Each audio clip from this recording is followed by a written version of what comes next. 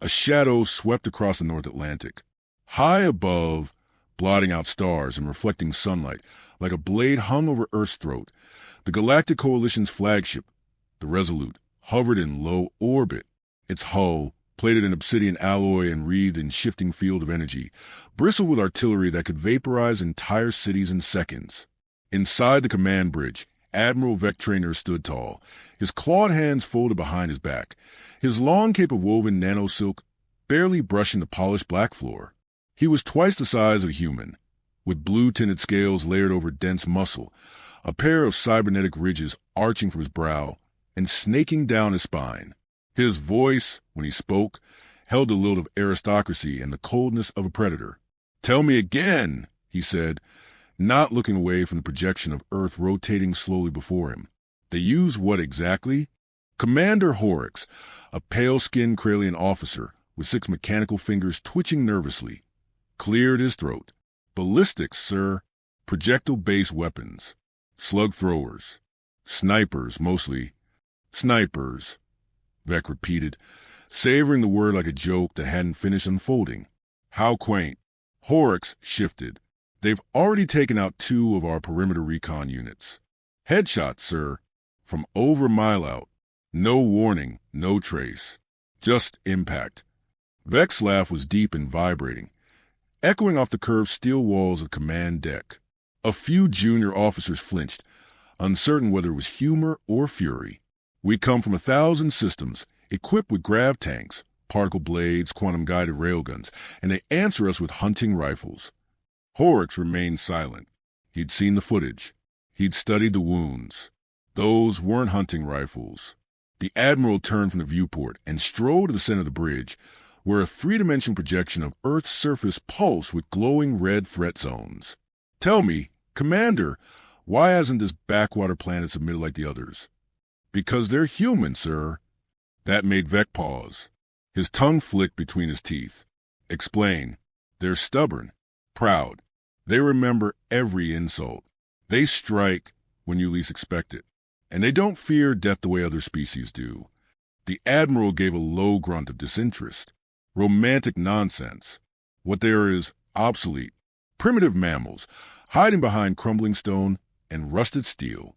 The only thing they understand is power. And today," he raised one armored hand, "they will see it demonstrated." Below them, Earth's major cities were about to receive a live transmission, a speech of unity and conquest. The final offer before orbital bombardment began. That was the Coalition's protocol. One last chance to kneel. Across the warship, technicians activated communication relays and signal amplifiers. Satellites were hijacked, frequencies overridden. Vec cleared his throat and smiled, revealing silver fangs.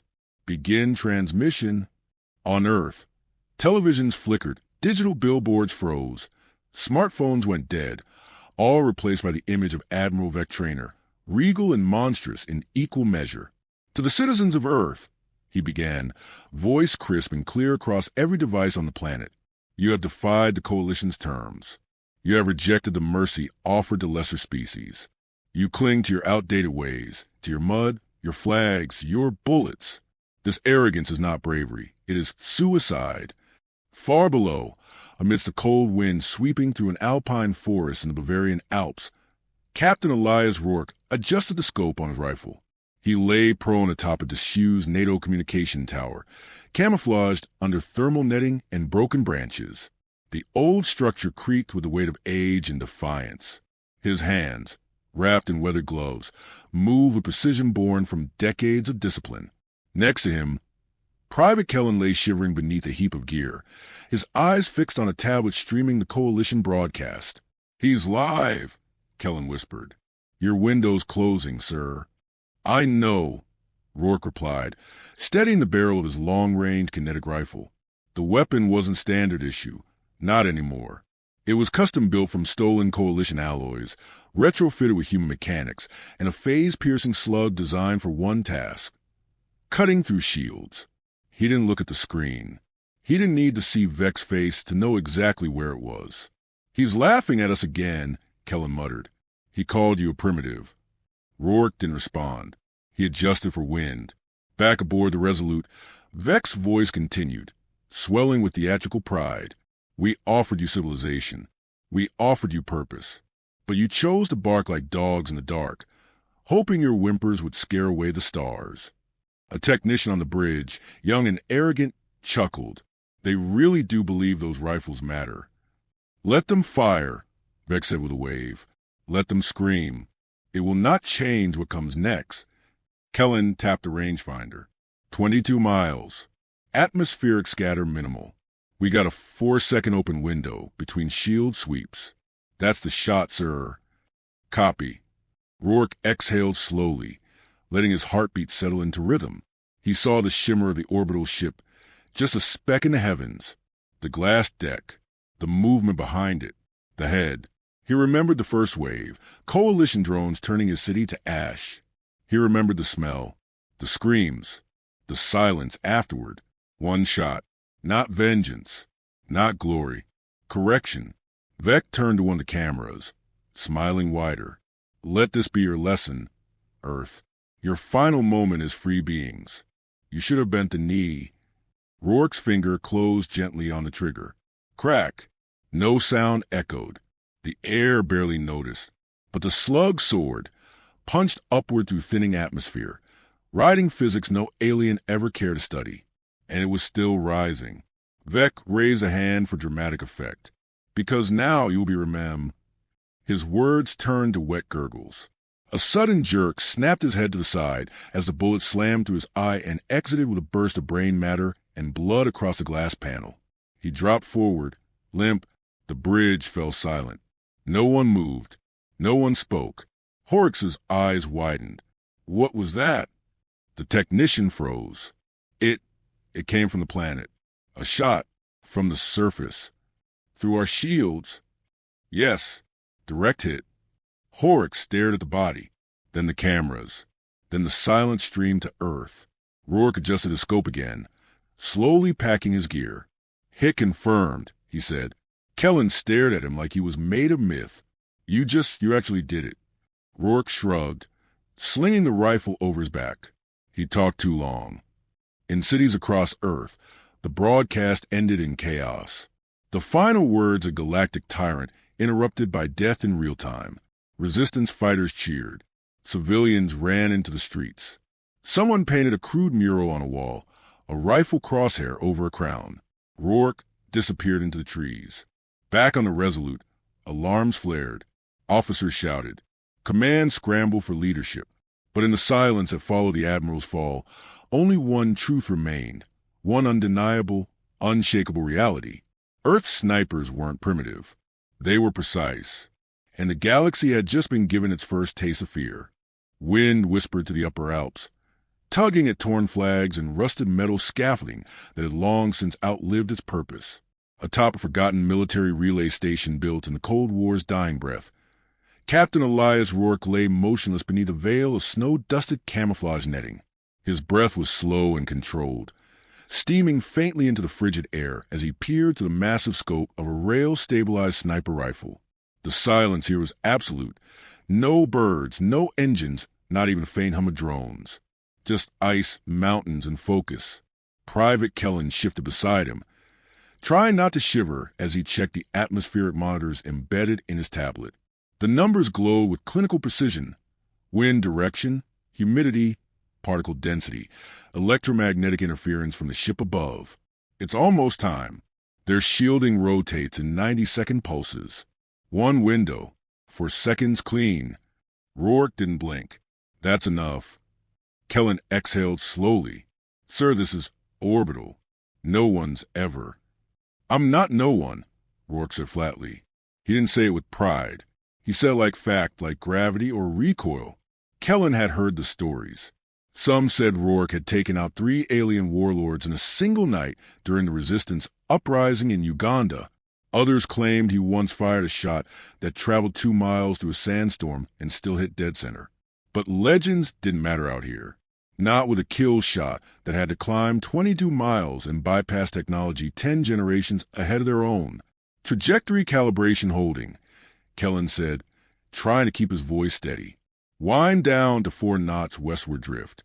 Radiation scatter from their lower hull is stable, confirming thermal sync complete. The weapon Rourke held was unlike anything officially listed in Earth's remaining arsenals. It had no designation, no serial numbers, no manufacturer. Its frame was matte black, its internals partially alien, harvested from broken coalition drones and re-engineered in the underbelly of resistance labs. The slug it chambered was a hybrid, tungsten core, antimatter tip, velocity jacketed with a phase stabilizer. Theoretically, it could punch through particle fields. Practically, they were about to find out. Kellen glanced at him again. You sure about this? No. You scared? No. Liar. A faint smile touched Rourke's lips, barely there. Scare men pull too early. I'm waiting. Above them, invisible to the naked eye, the Resolute crawled across low orbit like a dark crown. Even with the Admiral's skull now a red smear across the observation glass, the ship's automated systems continued on their path. Cold and indifferent, they hadn't fired. Not yet. No retaliation. That was what made Rourke nervous. Something was coming. Back on the bridge, command authority had fallen into Horrocks' trembling hands. The remaining officers scrambled to assess the damage. Internal AI systems looped critical failure warnings. Medical droids had already collected what was left of Admiral Vec Traynor and zipped it into a stasis bag, though half the bridge was still painted with him. The projectile came from the planet. One technician stammered. It bypassed all defensive layers, deflector field, hull shielding, kinetic dampeners. Sir, it phased through our armor. That shouldn't be possible. It shouldn't, Horrocks hissed, his mandibles clicking with unease. And yet our Admiral's gray matter is decorating the windows. Should we retaliate? Orbital barrage. Horrocks considered it. Vec would have incinerated 10 cities by now in pure rage. But Horrocks wasn't Vec. He was calculating, cautious. He understood fear as a weapon, and now the humans had just used it. Not yet. Pull us into high orbit. I want every sensor on that continent pointed at whatever fired that shot. Back on the mountain, Rourke reached down to adjust the frequency dial on the rifle's embedded transmitter. Still tracking the secondary signals? Affirmative, Kellen replied. They're triangulating. Guess they want to know where the shot came from. We're going to have incoming fast. Dropships, seekers, maybe even orbital eyes. Then we'll move fast. Rourke slung the rifle over his shoulder, breaking it down into transportable segments and placing each with methodical care into a carbon line case. He didn't rush. Precision mattered more than speed right now. You get the drone up? Yeah, it's climbing now. We'll feed ghost echoes into 5 dummy locations. Should buy us 10 minutes. Make it 15. They slipped from the tower and down a frost-covered maintenance ladder, vanishing into the woods like ghosts. Kellen kept glancing up at the sky, half expecting the wrath of God to fall on them in light and plasma. But the skies remained silent. That unsettled him more. Sir, do you think the shot actually changed anything? Rourke stopped in the middle of the trail. He turned, and for the first time since Kellen had known him, his voice had weight behind it. Not cold calculation, but something closer to belief. They didn't think we could. That's the point. Far behind them, up in orbit, coalition war councils had already begun emergency sessions. Tactical officers screamed for protocols to be rewritten. Military scientists argued over whether a Class 4 planet could reverse engineer anything capable of bypassing orbital shielding. And somewhere deeper, in the shadowed corridors of the Coalition's command nexus, a single word repeated like a virus. Sniper. No one had seen it. No one had tracked the bullet. No automated defense had triggered. No sensor had picked up the heat signature. It was as if death had simply appeared inside the Admiral's skull. And that made it worse, because it meant the enemy wasn't just capable. It meant they were invisible. Back in the forest, Rourke and Kellen reached their extraction point, a buried transport sled hidden under sheets of camo mesh and disguised to mimic thermal background noise. Rourke activated the ignition node, and the sled rumbled awake, silent and smooth over snow. Kellen climbed in beside him. Where to? South. We'll leap across the spine to Italy, then rendezvous with Cell Echo. More shots like that one? different targets. Same message. As the sled hissed away into the white silence, Kellen glanced at the man beside him. Elias Rourke didn't look like a savior. He didn't carry himself like a legend. He looked tired, rough around the edges, older than his years, and as unremarkable as any other resistance fighter. And yet, somewhere up there in the emptiness of space, entire star systems were reconsidering their assumptions about Earth. One bullet, no warning, no apology, just consequence. And now, the consequence had a name. The stars wouldn't forget it. Admiral Vec Trainer's body hadn't yet cooled when the first ripple reached the stars. News traveled fast, faster than any bullet, faster than the silence that followed the impact. Coalition command chains faltered, unsure whether the footage was real or propaganda. But it was real. The timestamp, the biometrics, the encrypted bridge feed, undeniable. The Coalition's strongest voice had been silenced mid-sentence, live, by a weapon the universe thought extinct. On the bridge of the Resolute, a suffocating silence lingered. The Admiral's blood still darkened the transparent glass behind the central podium, where his skull had burst open a few heartbeats earlier. No one dared look directly at it. Officers moved with mechanical precision, trying to pretend nothing had changed, but everything had. The aura of invincibility shattered.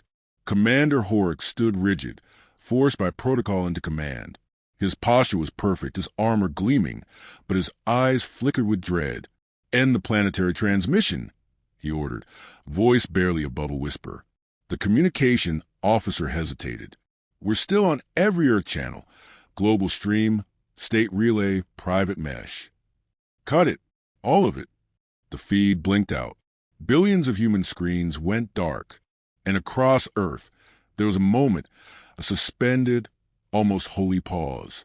In the shattered streets of Mexico City, resistance fighters stared at the static. In refugee tunnels beneath Lagos, people clutched one another in disbelief. In Tokyo, a boy lifted his head from the ruins and whispered a name he'd only heard in passing: Rourke. Then the silence broke. A cheer, faint and unsure at first, erupted from the darkness. Then another, then hundreds, then cities defiant, thunderous, alive. All across the world, Earth roared. They had not only survived, they had struck back. They had proven something vital. The enemy could bleed.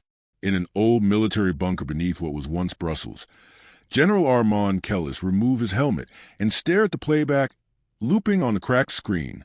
The Admiral's death, the precise strike, the panic that followed. "Confirm it was Rourke," he said. A comms tech nodded. Private Kellen confirmed visual ID. Extraction successful. They're off the mountain. Disappeared south. Any pursuit? No ships breached low orbit. No kinetic counterfire. Seems like the Coalition's still stunned. Kellis allowed himself a rare breath, then let them stay stunned. A younger officer approached, trembling with excitement. "Sir, we're seeing spikes in recruitment across the Western Front. Resistance cells in Australia, Eastern Europe, and North Africa are declaring full-scale offensive alignment. Some are calling the shot Earth's ascension. More like our awakening," Kellis muttered. He turned to the map. For the first time in years, it didn't feel like watching a noose tighten. It looked like a tide turning. Above it all, high in Earth's low orbit, the Resolute shifted upward into higher geostationary position. The ship, once a predator circling its prey, now retreated, pulling its belly out of sniper range. On board, Horrocks leaned against the hollow table in the Admiral's former war chamber. "He fired once," said an officer. "Why hasn't he fired again?" "Because that one was enough," Horrocks replied.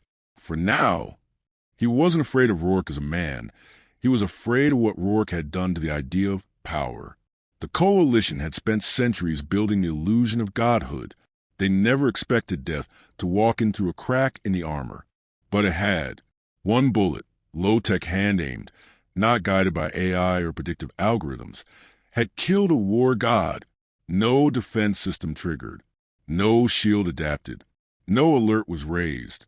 Rourke hadn't just struck a target. He had embarrassed an empire. In a dimly lit war room deep within the orbital bastion of Kavthun, Coalition commanders from 6 different species gathered. The air was thick with fear disguised as debate. Holoscreens displayed Earth's surface, troop positions, broadcast reactions, and growing insurgent activity. They used stolen technology.